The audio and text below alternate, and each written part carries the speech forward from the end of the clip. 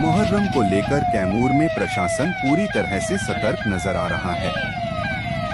आज पुलिस प्रशासन द्वारा फ्लैग मार्च निकाला गया ताकि क्षेत्र में शांति और सौहार्द बना रहे।